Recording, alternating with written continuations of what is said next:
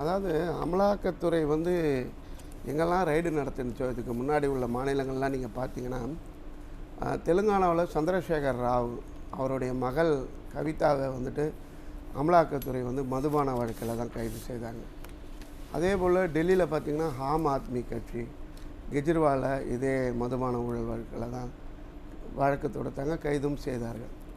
அதுபோல் தமிழ்நாட்டிலையும் செய்வது பார்த்திங்கன்னா அந்த 2 மாநிலத்திலுமே ஆட்சி மாற்றம் ஏற்பட்டது. அதே போல் ஒரு ஆட்சி மாற்றம் ஏற்படுவதற்கும் இவங்க இன்னும் வந்து அமலாக்கத்துறை தீவிரமான சோதனைகளை வந்துட்டு அமைச்சர் செந்தில் பாலாஜியினுடைய துறையான இந்த விசாரணை செய்ததுன்னா சோதனை செய்ததுன்னா அவர் நிச்சயம் சிக்குவார்.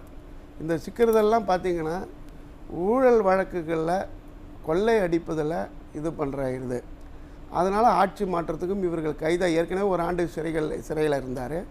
இப்போது சிறையில் இருந்து வந்தவருக்கு வந்துட்டு உச்சநீதிமன்றம் அந்த தண்டனையை நிறுத்தி வைத்த காலத்தில் அவசர கோலத்தில் இவருக்கு அமைச்சர் பதவி கொடுத்ததெல்லாம் இந்த விடியா திமுக அரசு ஏன் அவருக்கு கொடுத்ததுன்னா அவர் சரியாக கப்பம் கட்டுவார், வசூலித்த தொகையை அவங்க குடும்பத்துக்கு கொண்டு போய் சேர்த்து விடுவார் என்கின்ற நம்பிக்கையில் கொடுத்துருக்கிறார் என்ற அடிப்படையில் அவருக்கு மீண்டும் அமைச்சர் பதவியை கொடுத்துருக்குறாங்க. அதனுடைய வழக்கம் வந்துட்டு உச்சநீதிமன்றத்தில் விசாரணை முடிஞ்சு தீர்ப்புக்கு இருக்குது. அதாவது அந்த உச்சநீதிமன்றம் கேட்டிருக்கு, ஒரு சாதாரண அரசு ஊழியர் கைது செய்யப்பட்டாவே அவர் வந்துட்டு டிஸ்மிஸ் செய்யப்படுது 48 மணி நேரத்துக்குள்ளக்க. ஆனால் இவர் வந்து தமிழகத்தில் உயர்ந்த பொறுப்பில் அமைச்சர் பொறுப்பில் இருக்கிறாரு. 177 சாட்சிகள் இருக்குது, அரசு சாட்சிகள். எப்படி இவருக்கு எதிர்ப்பாக சாட்சிகள் வந்து பயம் இல்லாமல் அச்சம் இல்லாமல் வந்து சொல்வாங்க? இவர் பதவியில் நீடிப்பது நியாயமா அப்படின்ற ஒரு கேள்வியை கேட்டு இருக்கிறார்கள். இந்த திமுக அரசு இவருக்கு பதவியை கொடுத்துருக்கக்கூடாது, பொறுத்து இருக்க வேண்டும். இவருக்கு கொடுத்துட்டாங்க, அதேமாதிரி பொன்முடிக்கும் கொடுத்தாங்க. இதெல்லாம் ஒரு தவறான முன் உதாரணம். இப்படி கொடுத்துருக்கக்கூடாது. இப்போ வந்துட்டு அமலாக்கத்துறை வந்து அவர் மீது ரைடு வச்சிருக்கிறாங்க தீவிரமாக. ஏன் அரசு அவ்வளோ அவசர கதியில் அவருக்கு வந்து அமைச்சர் பதவியை கொடுத்தாங்க? அதுதான், அவர் வந்து அந்த துறையில் உடைய வருமானத்தை எடுத்துன்னு போயிட்டு அந்த குடும்பத்திற்கு சரியாக செலுத்த வேண்டும். அந்த அப்படி செலுத்த செய்வாரா அந்த வேலையை அவர் சரியாக செய்கிறாருன்ற நம்பிக்கையினால தான் அவருக்கு அந்த இது நல்ல வருமானம் கொழிக்கின்ற ஒரு துறையை அவருக்கு கொடுத்துருக்குறாங்க. அது இல்லாமல் மக்களில் வந்துட்டு அந்த மது பிரியர்கள்கிட்ட இருந்து ஒரு பாட்டிலுக்கு 10 ரூபாய்க்கு மேலே அதிகமாக இருக்கிற பில்லு தொகைக்கு மேலே 10 ரூபாய் வசூலிப்பதாக 10 ரூபாய் பாலாஜின்னு தான் அவர் அழைக்கிறார் இங்கே வரலையே மக்களால். அந்த அளவுக்கு பணத்தை வந்து கொள்ளடிக்கிறாங்க, இது பண்ணுறாங்க. அந்த பணம் வந்து அவர்களுக்கு சரியாக எடுத்துகிட்டு போய் சேர்க்கறதுக்கு ஒரு நம்பிக்கையான ஒரு ஆளாக எடுத்துகிட்டு போய் கொடுத்தும் இருக்கிறாருன்ற காரணத்தினால தான் அவசரமாக அவர் இதுவானோடனே உச்சநீதிமன்றம் அவருக்கு ஜாமீனில் விடுதலை கொடுத்தும் போதும் அந்த தீர்ப்பு தண்டனையை நிறுத்தி வைத்த உடனே இவருக்கு வந்துட்டு அமைச்சர் பதவியை கொடுத்து இது பண்ணுறாங்க. இந்த அமலாக்கத்துறை தீவிரமாக சோதனை செய்து அவர் மீது வழக்கு தொடுத்தார். உச்சநீதிமன்றமும் இப்போ தீர்ப்பு விரைவில் சொல்ல இருக்கிறது. அதெல்லாம் வரும்போது இவர் பதவி இழப்பது உறுதி, இவர் பதவியில் இருப்ப மாட்டார். நீங்கள் பேசும்போது சொன்னீங்க அமலாக்கத்துறை ரைடு நடந்தால் ஆட்சி மாற்றம் நடக்கும்னு சொல்லி. ஆமாம், அப்போ தமிழ்நாட்டிலையும் உறுதியாக ஆட்சி மாற்றம் நடக்குமா? நடக்கும். அதுதான் இப்போ டெல்லியிலே நம்ம கண்கூடாக பார்த்தோம். கெஜ்ரிவால் அவர்கள் ஆட்சி இழந்தார். அதே மாதிரி தெலுங்கானாவில் பார்த்தீங்கன்னா சந்திரசேகர் ராவ் அவர் ஆட்சி இழந்தார். ஆட்சியை இழக்கிறதுக்கெல்லாம் ஒரு அறிகுறியாக எந்த மாநிலத்தில் அமலாக்கத்துறை வந்து சோதனை செய்து அந்த மாநிலத்தில் உள்ள அமைச்சர்களை கைது செய்துகிறதோ அந்த மாநிலத்திலெல்லாம் ஆட்சி மாற்றம் ஏற்பட்டே இருக்கிறது. அந்த ஆட்சி மாற்றம் விரைவில் தமிழகத்தில் ஏற்பட போகிறது. ஏனென்றால் திமுகவின் மீது மக்கள் வந்து மிகுந்த துயரத்தில் இருக்கிறார்கள். எந்த மக்களும் இவர்கள் மீது வந்துட்டு இவர்கள் ஆட்சி காலத்தில் மகிழ்ச்சியாக இல்லை. எல்லா மக்களுமே வந்து துன்புற்று இருக்கிறார்கள். அது வந்துட்டு அரசு ஊழியர்களாக இருக்கட்டும், போக்குவரத்து ஊழியர்களாக இருக்கட்டும், முதல்வர் வந்து எல்லாரும் மகிழ்ச்சியா இருக்காங்கன்னு சொல்றாரு. அது அவருக்குள்ளே நடத்துகிற கேமராவுக்கு முன்னாடி நாடகத்தில் யாரோ வியூக வகுப்பாளர்கள் சொல்லி தான் ஆட்சியை பிடிப்பார்கள் என்றால் எந்த கட்சியும் தமிழ்நாட்டில் வந்து போய் மக்களை சந்திக்க வேணாம், மக்களுக்காக சேவை செய்ய வேணாம், வியூக வகுப்பாளரையே சொல்லி ஓட்டு வாங்கிட முடியுமா? வியூக வகுப்பாளர்களை நம்பிய திமுக வந்து இன்றைக்கி என்ன பண்ணுறாரு, ஃபேன் ஷூட்டை போட்டு ஒரு ஷூட்டை நடத்தி என்னை அப்பா என்று அழைங்கள் அப்படின்ற மாதிரி ஒரு நாடகத்தெல்லாம் அப்பா ப்ரமோஷன். அது மக்களை அதங்க நம்ம புரட்சி தலைவி இதே அம்மாவை வந்து அழைத்தாங்கன்னா மக்களை, அம்மா ஒரு தாய்க்கு தான் பிள்ளைங்க பசியாக இருக்கக்கூடாது என்பது தாய் உணர்வாள். அந்த தாய் போல தான் அன்னபூரணி திட்டமாக இருந்து ஒரு அம்மா உணவகத்தை திறந்து தமிழ்நாட்டில் வருகின்ற எந்த மக்களும் பசி பட்டினியால் வாடக்கூடாது அப்படின்ற ஒரு திட்டமாக அம்மா உணவக திட்டம் வந்து தமிழக வந்தோரை வாழ வைத்த அழகு தமிழகத்தில் அந்த அம்மா உணவக திட்டத்தை தொடங்கி ஏழை எளிய மக்களுடைய பசி ஆற்றினார். இல்ல நம்ம அதனால அம்மான்ற அழைத்தோம். இவர் அப்பான்ற அழைக்கிறதுக்கு என்ன தகுதி இருக்குது? அது இல்ல இப்ப வழக்கு பத்தி பேசுவோம். வழக்க சொல்லுங்க. பிஜேபி வந்து எங்களை பயமுறுத்துறதுக்காக தான் இந்த வேலையை செய்யுதுன்னு சொல்லி அவங்க சொல்றாங்களே. அதாவது பிஜேபிக்கு இந்த ஒரு 2 காய் நகரத்துலங்க, அதுல 2 விதத்துல அவர்கள் ஒன்று வந்து திமுகவை வந்து மிரட்டி கூட்டணியில் வைத்துக் கொள்வது. ரெண்டாவது என்னன்னா அவர்களுடைய மத்திய அரசாங்கமே பார்த்தீங்கன்னா அவங்க இணக்கமாக தானே இருந்தாங்க. நாணய வெளியீட்டு விழாக்கெல்லாம் வந்து நாணய வெளியீட்டு விழாக்கெல்லாம் வந்தார்கள். வந்து இருந்தபோது கூட இவர்கள் வந்து பாரதிய ஜனதா கட்சி வந்து திமுகவின் மீது ஒரு எதிர்ப்பு, ஏன்னா திமுகவுடைய கூட்டணி கட்சிகள் ஒட்டி இருப்பதுக்கெல்லாம் காரணம் தமிழ்நாட்டில் வந்து அவர்கள் சிறுபான்மை வாக்குகளை பெறுவதற்கு காரணம் பிஜேபி எதிர்ப்பு என்ற வார்த்தை.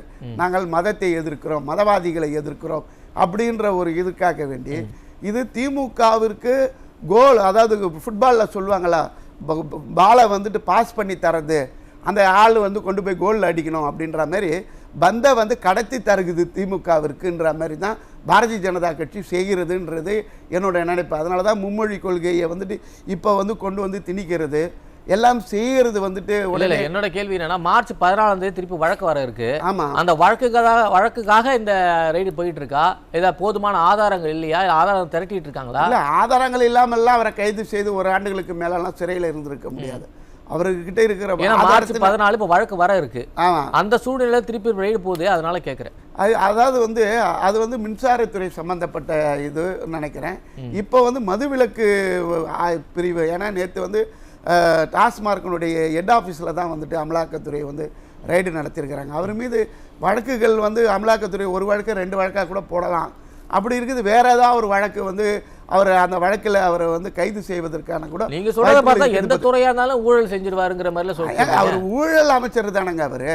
அவர் வந்துட்டு உத்தம புத்திரர் இல்லையே. திமுகவை சேர்ந்த அமைச்சர்கள் அத்தனை பேருமே வந்து ஊழல் கரைபடிந்த கரங்களுக்கு சொந்தக்காரர்கள் தானே. அவர்களுடைய கரங்கள் வந்து கரைபடிந்த கரங்கள் தானே. அதுல எத்தனை நம்மளுடைய இதை கொண்டு வந்து சென்ட் அடிச்சு அவர்கள் கையை கழுவினா கூட அந்த கையை வந்துட்டு அவர்களை வந்துட்டு சுத்தம் செய்ய முடியாது. அப்படியாப்பட்ட நபர்கள் தானே அவர்கள். அதனால் வேண்டி திமுகவில் இருக்கிற மேலும் அமைச்சர்கள் கூட சிக்குவார்கள். இது மத்திய அரசு வந்து நாடகம் நடத்தாமல் ஒழுங்கான நடவடிக்கையை எடுத்து அத்தனை அமைச்சர்கள் மீது நடவடிக்கை எடுத்து ஊழல் செய்த மந்திரிகளை அமைச்சர்களை கைது செய்ய வேண்டும் என்று மக்கள் எதிர்பார்க்கிறார்கள். இல்லை, இப்போ வந்து ஒரு கேஸுக்கு 100 ரூபா கமிஷன் கொடுக்கப்படுதுன்னு சொல்கிறாங்க. மதுபான உற்பத்தியாளர்கள் வந்து ஒரு கேஸுக்கு டாஸ்மார்க்கு 100 ரூபா கமிஷன் கொடுக்கப்படுதுன்னு சொல்கிறாங்க. ஐயோ, நிறைய ஊழல் நடக்குதுங்க அந்த மதுபான இதில் டாஸ்மார்க்கில்.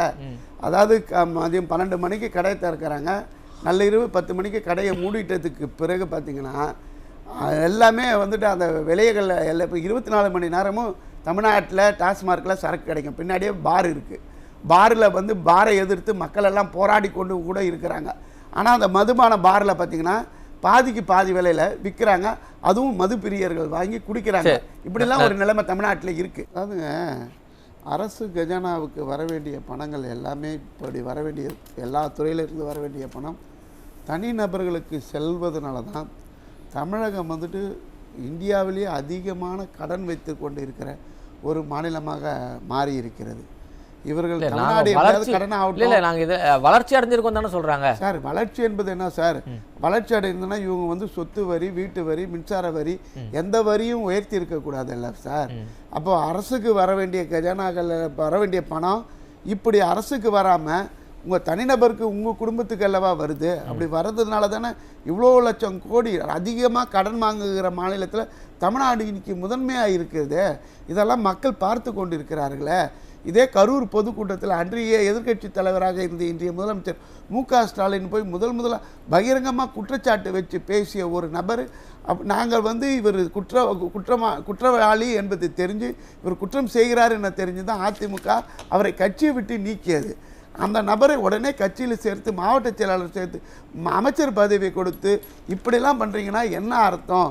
அப்படின்னா உங்களுக்கு அவர் கப்பம் சரியாக கட்டுகிறார் தானே? அல்லது உங்களே அமலாக்கத்துறையிலோ மற்ற துறையிலோ உங்களை காட்டி கொடுக்காமல் விசுவாசமாக இருக்கிறார் என்பதனால தான் அவர் நீதிமன்றம் அது ஜாமீன் கொடுத்த 3வது நாள் அமைச்சர் பதவி கொடுத்தீர்களா அப்படின்ற ஒரு இது சாமானிய மக்களுக்கு கூட கேள்விக்கு அது இது புரியுது. அதனால் இவர்கள் மக்களை ஏமாற்ற முடியாது. இனிமேட்டு இவர்கள் என்ன செய்தாலும் சரி, இதில் வந்து பாரதிய ஜனதா கட்சி அண்ணன் வில்சன் அண்ணன் சொன்ன மாதிரி இரட்டை வேடம் போடாமல் இதில் நியாயமாக நடந்து கொண்டார்கள். திமுக அமைச்சர்கள் அத்தனை பேரும் சிறையில் கம்பி எண்ணி கொண்டிருப்பார்கள். அத்தனை பேரும் ஊழல்வாதிகள் தான் அப்படின்பது பட்ட பரிவர்த்தனமாக தெரிகிறது. இப்படி கொண்ட ஒரு அரசாங்கம் இனி இந்த தமிழ்நாட்டில் ஆள வேண்டுமா என்ற மக்கள் முடிவுக்கும் வந்து விட்டார்கள். புரியுது. மக்கள் நல்லா தெளிவாக இருக்காங்க, இதை பற்றி தெரிஞ்சுக்கிட்டு இருக்காங்கன்னு சொல்கிறீங்க.